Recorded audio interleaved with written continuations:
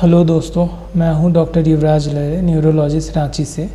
और मेरे चैनल में पिछले वीडियोस में आप लोगों ने देखा होगा कि अभी हम लोग ब्रेन में होने वाले इन्फेक्शन के बारे में एक एक करके देख रहे हैं और समझ रहे हैं। पिछले वीडियो में मैंने आप लोगों को ब्रेन में जो मलेरिया होता है उसके बारे में बताया था, और इस वीडियो में मैं आप लोगों को ऐसा ही एक कॉमन बीमारी जो कि न्यूरोसिस्टिक सर्कोसिस है उसके बारे में बताऊँगा। तो न्यूरोसिस्टिक सर्कोसिस जो है कई बार अनडायग्नोज रहता है, बट अगर इसको अर्ली पता नहीं लगाया गया तो ये आगे जाके बहुत ख़तरनाक हो सकता है। तो ये वीडियो काफ़ी यूज़फुल है क्योंकि न्यूरोसिस्टिक सर्कोसिस इंडिया में बहुत कॉमन है। कुछ कुछ रीजन जैसे झारखंड, बिहार, यूपी और वेस्ट बंगाल में कुछ ज़्यादा ही कॉमन है। तो इस वीडियो को लास्ट तक ज़रूर देखें। चलिए वीडियो को स्टार्ट कर लेते हैं। तो सबसे पहले जो है ये इन्फेक्शन होता किससे है। तो दोस्तों ये जो इन्फेक्शन है न्यूरोसिस्टिक सर्कोसिस ये टीनिया सोलियम से होता है, जिसको पॉर्क टेपवर्म या टेपवर्म के नाम से भी जाना जाता है। तो इस फोटो में आप देख सकते हैं ये जो है टीनिया सोलियम का फ़ोटो है, और इसमें आप देख सकते हैं इसका अलग अलग पार्ट, ये शक्कर हो गया, हेड हो गया, नेक हो गया, देन प्रोग्लोटिड हो गया। तो ये सारे टीनिया सोलियम के जो है पार्ट्स हैं। तो ये इन्फेक्शन फैलता कैसे है। तो इस फोटो में आप देख सकते हैं कि ये जो टीनिया सोलियम का जो एग वाला फॉर्म होता है ये फैलता है या तो पिग्स में या फिर ह्यूमंस में।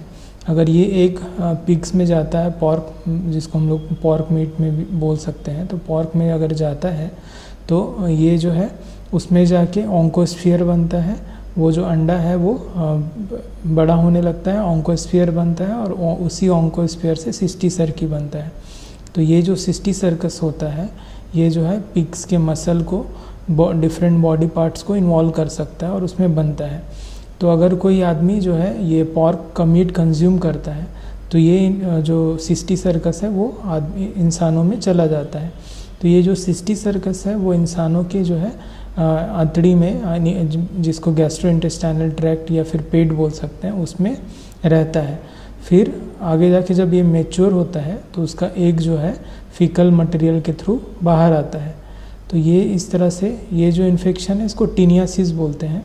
बट ये एग अगर कोई आदमी डायरेक्ट कंज्यूम करता है पॉर्क मीट के अलावा, अगर डायरेक्ट कंज्यूम करता है एग को, तो ये एग फिर वही साइकिल इंसानों में होता है। ये एग ह्यूमंस में बड़ा होने लगता है और अलग अलग बॉडी पार्ट्स में ये सिस्टी सर्कस बन जाता है, जैसे कि कॉमनली मसल को इन्वॉल्व करता है, देन ब्रेन को इन्वॉल्व करता है, देन आई को इन्वॉल्व करता है। तो ये कॉमन है, बाकी किसी भी ऑर्गन को अफेक्ट कर सकता है।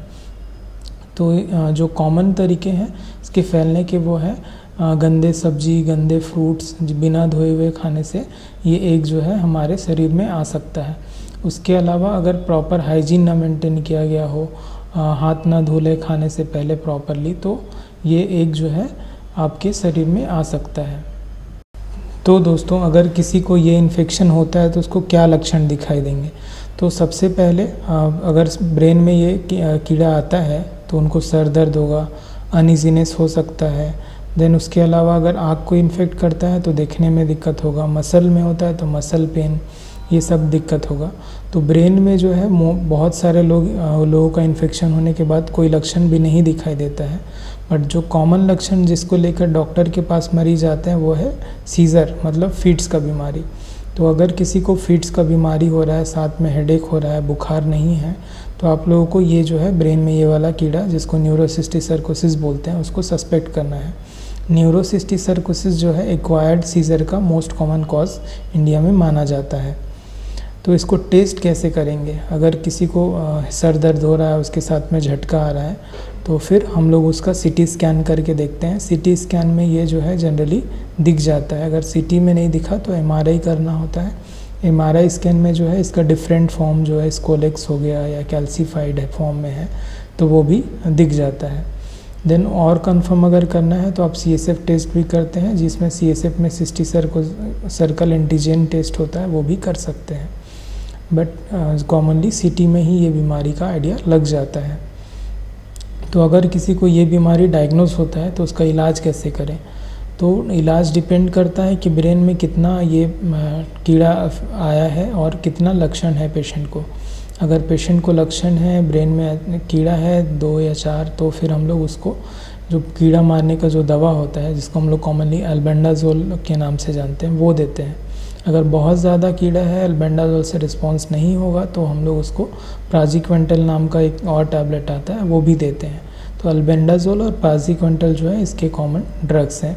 उसके अलावा फिट्स हो रहा है तो पेशेंट का फिट्स का दवा भी दिया जाएगा।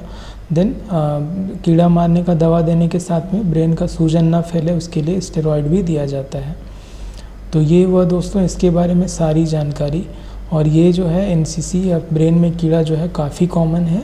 तो आप भी अपने खाने से पहले अपने हाथ को प्रॉपर दें, सब्जी को अच्छे से धुल के पकाएं और इस वीडियो को ज़्यादा से ज़्यादा शेयर करें ताकि जो है कॉमन लोगों में इसके रिलेटेड अवेयरनेस फैले और ये बीमारी जो है कम फैले।